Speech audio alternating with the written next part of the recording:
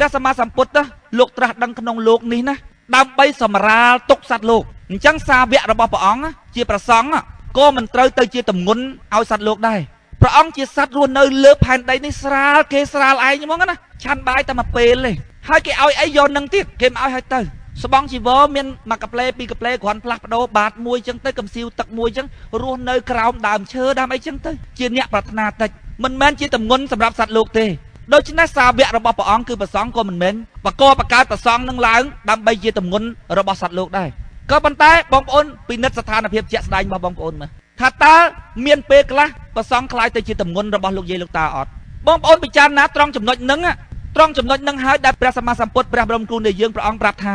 តាមតថាគតប្រមាលមើលដំណើរធ្វើការរបស់ពុទ្ធបរិស័ទហ្នឹងភិក្ខុនៃឧបាសកឧបាសិកាហ្នឹងបធរហ្នឹងតែ 5000 ព្រះវសាទេលុបនៃបាត់ហើយលាយបាត់ហើយព្រោះអត់ពិចារណាមុននឹងធ្វើណាចេះតែធ្វើជឿតាមគ្នារៀនតាមបធរคล้ายទៅជាមនុស្សដែលស្រាលគេក្នុងសង្គមមើលព្រះសម្មាសម្ពុទ្ធជាគំរូមើលលោករស់នៅស្រាលគេណាគ្មានទម្ងន់សម្រាប់សត្វលោកទេបាយមកពេលលោកដូរមកវិញ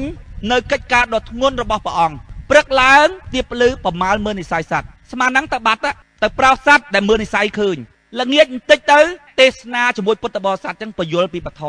ហើយកូនសិស្សរបស់ព្រះអង្គច្រើនប្រភេទទៅណាអ្នកទេសនាប្រាប់អញ្ចឹងក៏ទេសនាទៅអ្នកណាទៅបង្រៀនខាងវិបស្សនាអង្គុយថ្មិចដើរចង្ក្រមភាវនាតាមក្រុមអញ្ចឹងទៅយប់ជ្រៅបន្តិចជាមួយទេវតាទៀតរៀបភ្លឺប្រមាលមើលនិស័យសត្វទៀតដូរមកវិញយកបាយតែមួយពេល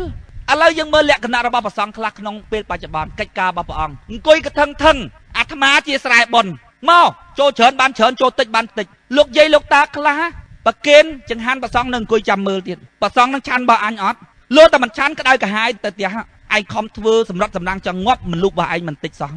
មានអ្នកខ្លះក៏ថាហូបបាយដដែលលោកបានបុណ្យទៀតចង់បានបុណ្យដឹងបុណ្យស្អីទៀតបានបុណ្យនឹងមានន័យថាម៉េចខ្ញុំថាបើព្រះសង្ឃឆាន់រួចហើយតាពីខ្ជាក់ដាក់ចានឲ្យយើងទៅហូបក្រោយហ្នឹងបែបបានបុណ្យច្រើនជាងនោះទៀតលោកយាយលោកតារកហេតុរកផលមើលបើពុតលោកមានអនាម័យណាលោកមិនឲ្យយើងទៅឆាន់អីរបស់សល់ពីគ្នាកពិចកពុកអញញ៉ៃអញ្ចឹងទេព្រះអង្គមានអនាម័យណាលោកយាយលោកតាសិក្សាអំពីគម្ពីរពធឲ្យបានច្បាស់លាស់កុំចេះតែជឿសុទ្ធសឹងតែមានហេតុផលអាចពិចារណាបានទាំងអស់លោកយាយលោកតាត្រូវដឹងថាគោលដៅចុងក្រោយបំផុតនៃការត្រាស់ដឹងគឺបញ្ញាណាសិលសមាធិបញ្ញាអដ្ឋង្គិកមៈមានអង្គ8សរុបមកគឺសិលសមាធិបញ្ញាចុងក្រោយបំផុតការត្រាស់ដឹងហ្នឹងគឺបញ្ញាដល់កំពូលដូច្នេះបើរៀនយូរទៅកាន់តែល្ងឹតទៅ